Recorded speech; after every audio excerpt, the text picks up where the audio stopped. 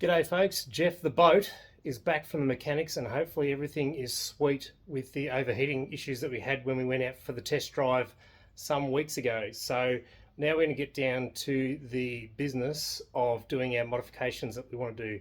Primarily putting the dual battery system in the boat so that we can power a fridge and lights and anything else we want to take with us when we go out camping on the boat. Paddling jacks, driving on the tracks, and so much more. Come along with all things outdoors.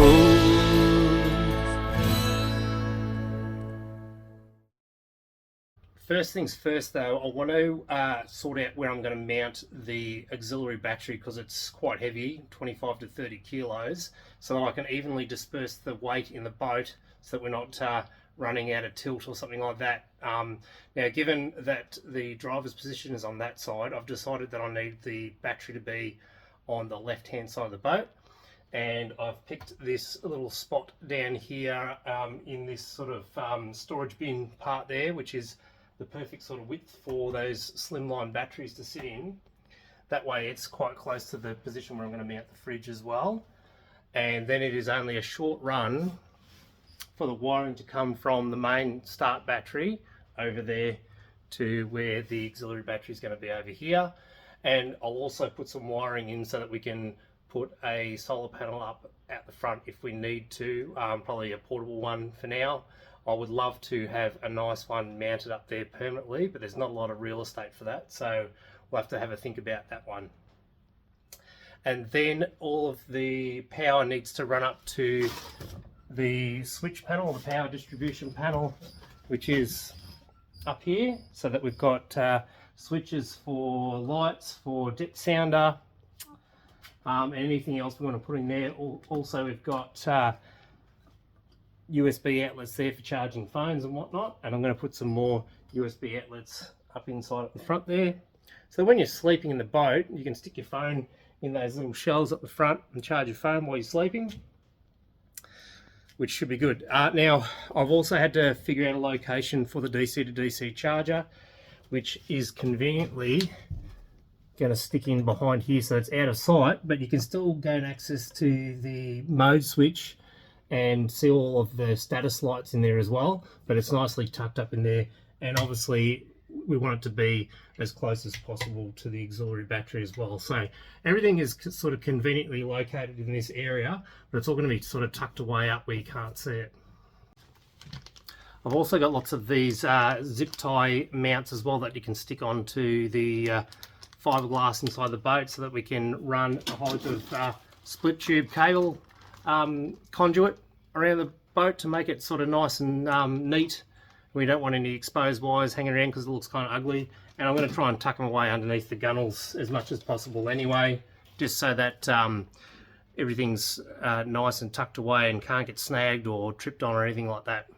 And then I've also got a whole heap of nice little slimline LED bar lights that I'm going to mount up underneath the gunnel, so we've got that nice sort of illumination of the deck space when you're out at night time, plus some up in the cabin for the sleeping area. And I'm also going to mount one when I get a new bimini up in the bimini there, so I've got a nice overall light as well with like a little plug so that I can pull the bimini off if required. That'll be nice to have an overhead light as well to give us a nice sort of spread of light at night time. Another mod that I'm going to do too is I've bought these nice little utility drawers here that you'd normally see for like pantries and things like that, and they are the perfect width to fit in underneath the captain's chair here, with a little bit of space underneath, just in case I want to utilise that space underneath. They'll come up to about there, so they'll probably be the length of that hole there, but it'll be a much better utilisation of the space than just a catch-all sort of thing that it is now, which that way I can put cooking gear, camping gear, that sort of stuff in there. It'll be nice and neatly secured in drawers, and it'll make better use of that space. And then lastly, I'm going to move on to covering the deck in a nice sort of marine carpet, so that you know, it's not too hot on your feet, you've got a nice bit of grip, and it'll create a nice bit of cushion on the floor as well. And I'm also thinking maybe that I'll cover the walls inside the sleeping area with marine carpet as well, just to create another sort of softer location, as well as maybe a little bit of insulation, plus, you know, a bit softer on the head if you donk your head whilst you're up in there.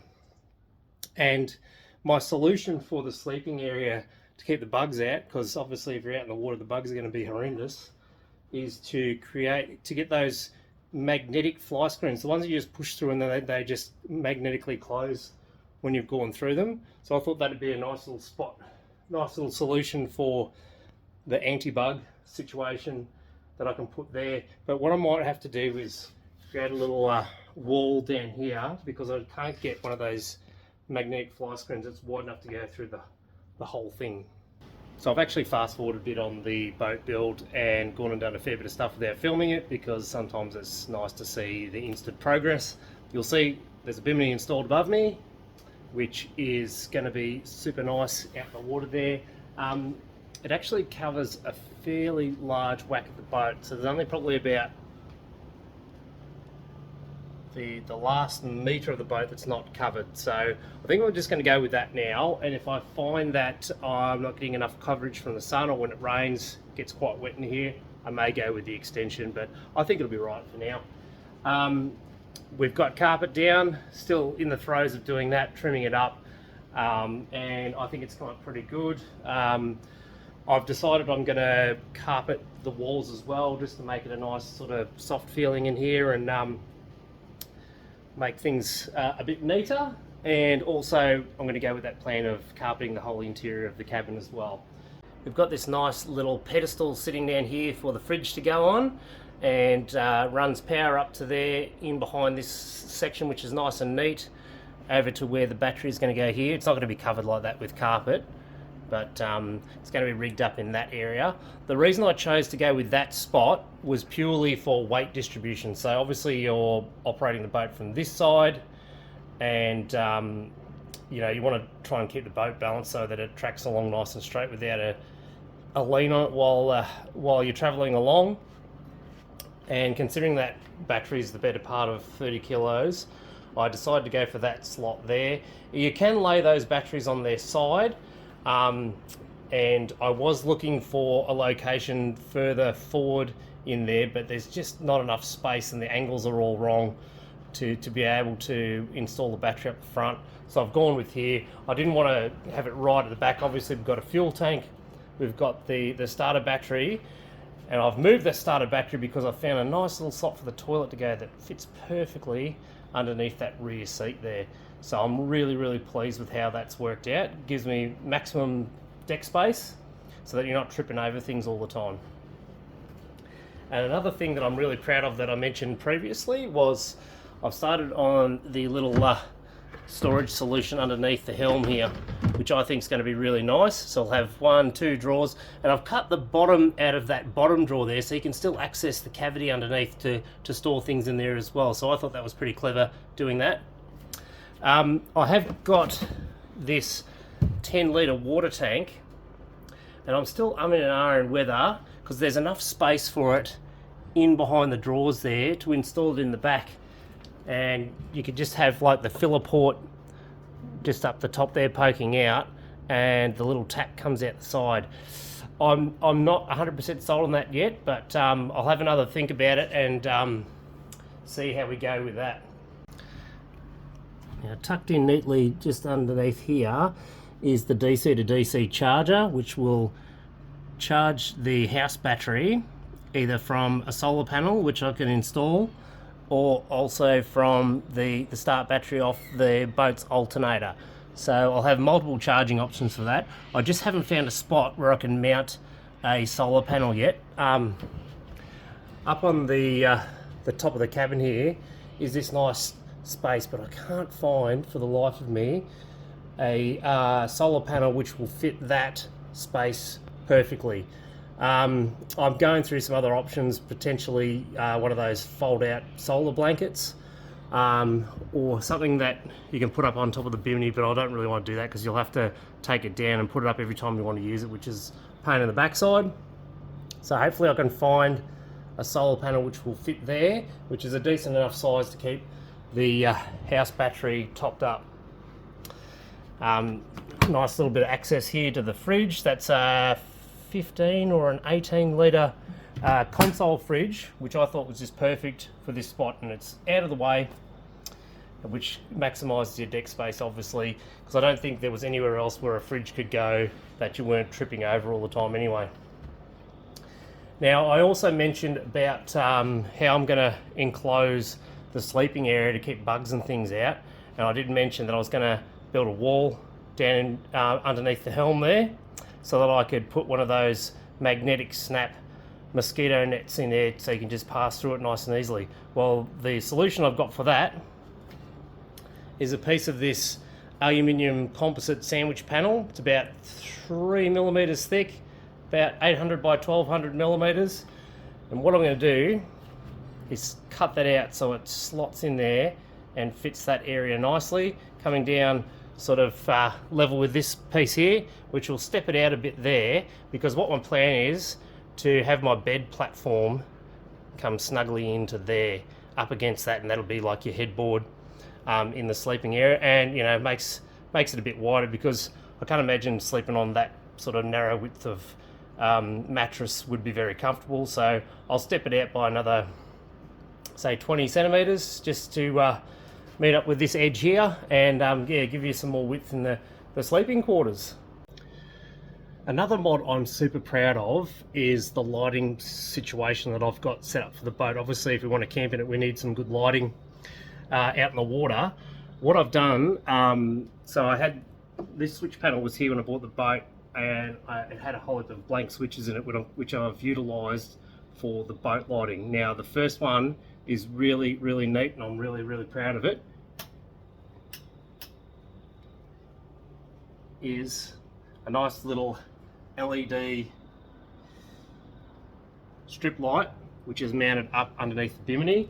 And what I've managed to do is route the cabling through the tubes, has to jump over to the next one, and then it runs down to there and steps underneath the gunnel there, and it's got a waterproof plug, so if you ever need to take the bimini off, you can just unplug that, take the whole thing off, and also you can fold the whole bimini up for travel, and that'll just snug in there nicely. So I'm really super pleased with that one, and no boat is complete without gunnel lighting. So I've got this nice little soft lighting that comes underneath the gunnels there, which is, you know, really nice of a night time, having that sort of soft lighting that's not overhead, it's not impacting your night vision, but you can see everything on the deck so you don't trip over it. And lastly, I've got another strip light which is in the cabin here, which I haven't hooked up yet. I'm going to have another sort of independent switch which is inside, so you can switch it on and off from bed. So rather than having it up here, which would be a pain in the backside trying to turn it on from bed, and you'd have to get out of bed every time. So that's the plan in there, plus some USB charging ports so you can charge your phone up while you're in bed in one of those shelves up there, which I think would be pretty handy, being able to put your phone up there, charge your phone while you're sleeping. And yeah, so that's really where I've got so far, but I'm pretty proud with the progress. The only problem is I'm still having some slight cooling issues with the outboard. It's just not, it was much better than it was last time. So obviously the impeller was an issue because that's what got placed, but it just sort of seems to randomly overheat. It's more at low idles, low speeds. If you're going at a decent speed up on the wake, it's chucking out a heap of water out the telltale, but it just doesn't like idling. So I'm going to have to explore more ideas on what's causing that, so that I can get the confidence in that motor to be able to go out and camp in it. Because heaven forbid if you went out camping and did a decent distance away from the boat ramp and then your motor carks it. So we'll do some more sort of shorter workup trips to get some confidence in that, and then we can start doing a bit more sort of long range camping trips. So that is the plan so far. So I'm going to keep working on this and try and button everything up as best I can, and yeah, over time we'll do some more modifications to make it more comfy, and you know, not just for camping, but also for the family. So the kids are getting a bit older now. They want to get a ski tube or something like that, and we'll go out for the day in the boat.